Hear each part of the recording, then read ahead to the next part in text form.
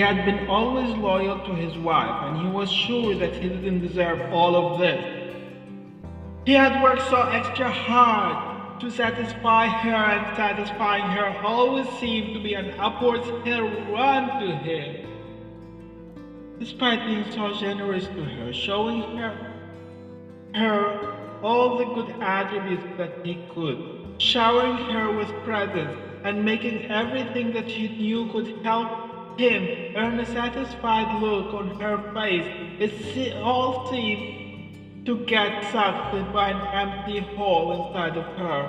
A hole that he had no idea how to fill.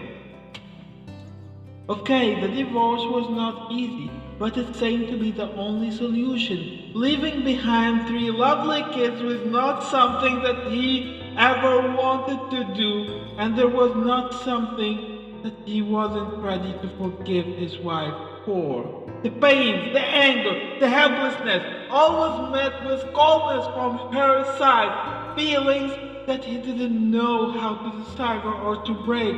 One thing he knew for sure, he did not love her like he used to, and there was nothing that she could do to become the goddess that he thought she was. He blamed her.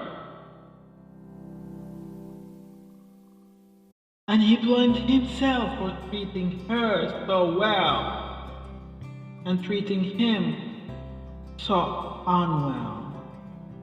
And the only thing that he could do to fight back depression is to talk to God on camera.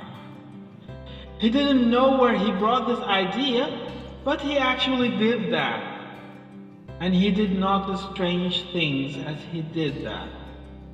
The feeling of happiness and satisfaction as peacefulness was brought into him when he was speaking to God, pretty much intrigued him.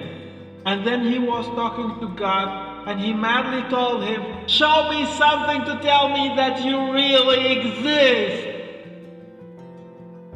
And then he finished video gamming, and he put the mobile back to replay, so mad at God for not showing him a sign.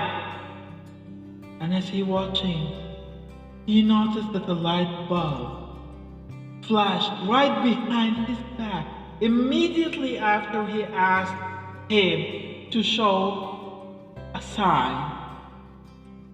Could it be a coincidence? We all think of us as a material yearning for a higher spirit. But is there something as a higher spirit yearning for the material? And is there anything as a higher spirit? What is spirit? And is there such a thing as spirit? Doesn't neurotheology tell us that everything is a product of evolution and electrical impulses and machines? Can machines detect spirit? And can spirits cross over to our world? And can spirits be interested in us? The agnostic believes that there is no way we can answer these questions, and they are always going to remain to be open-ended. And if you gotta make a choice, what would you prefer?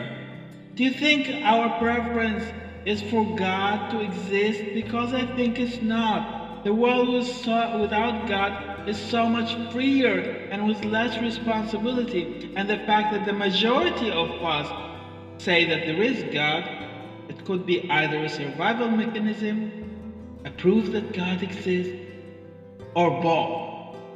And because our consciousness itself is a gray area, this means we will never reach a clear solution whether God exists or not if we use science as a tool.